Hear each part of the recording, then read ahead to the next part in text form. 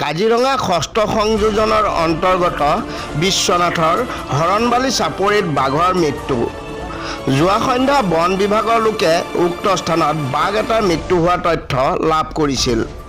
আজি পুৱা বন বিভাগৰ লোক উক্ত স্থানত উপস্থিত হৈ মৃত্যু হোৱা বাঘটো প্ৰত্যক্ষ কৰি দুটা বাঘৰ সংঘৰ্ষৰ ফলত এটা বাঘৰ মৃত্যু হোৱা বুলি অনুমান কৰিছে। ইতিমধ্যে চিকিৎসকৰ দলে মৃত্যু হোৱা বাঘটোৰ নমুনা সংগ্ৰহ কৰি মৰণোত্তৰ পৰীক্ষাৰ বাবে প্ৰেৰণ কৰিছে আৰু বাঘটো উক্ত স্থানত দাহ কৰি দিয়ে। মৰণোত্তৰ পৰীক্ষাৰ ফলাফল অহাৰ পিছতহে পোহৰলৈ আহিব বাঘটোৰ মৃত্যুৰ আচল ৰহস্য।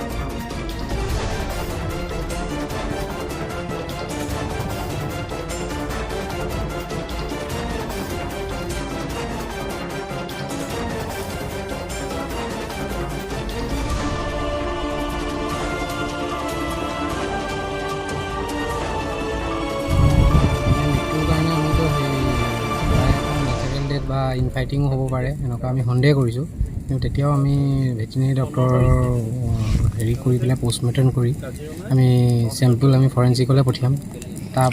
তাৰ পাছতহে আমি পূৰা ডিটেইলছত জানিব পাৰিম যে মৃত্যুৰ বৰণ কেনেকৈ হ'ল। ছাৰ, এই ঠাইডোখৰৰ নাম কি? এইডোখৰ হৰণবালি বুলি কয়, ফেৰেংগাৰাও আপোনাৰ বনিবিৰৰ ওচৰত। ছাৰ, যিটো বাঘৰ মৃত্যু হৈছে, মতা বাঘ নে মাইকী বাঘ? সেইটো আমি এতিয়া আইডেণ্টিফাই কৰিব পৰা নাই। ছাৰ, কাৰ উপস্থিতি অন্ত্যেষ্টিক্ৰিয়া কৰা হ'ল?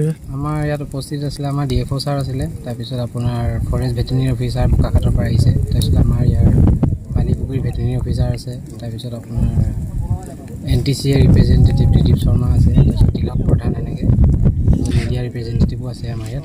ছাৰ, আচলতে কিহৰ বাবে মৃত্যু হৈছে এই সন্দৰ্ভত একো গম পোৱা নাই, কিন্তু আমি মানে এনেই সন্দেহ কৰিছোঁ যে দুটা বাঘৰ কাজিয়ালৈকে মৃত্যু হ'ব পাৰে বা এনেকৈ বুঢ়া হৈও মৃত্যু হ'ব পাৰে, কিন্তু এইটো ফৰেঞ্চিকৰ আপোনাৰ হেৰি আহিলেহে আমি গম পাম, ৰিপৰ্ট আহিলেহে গম পাম।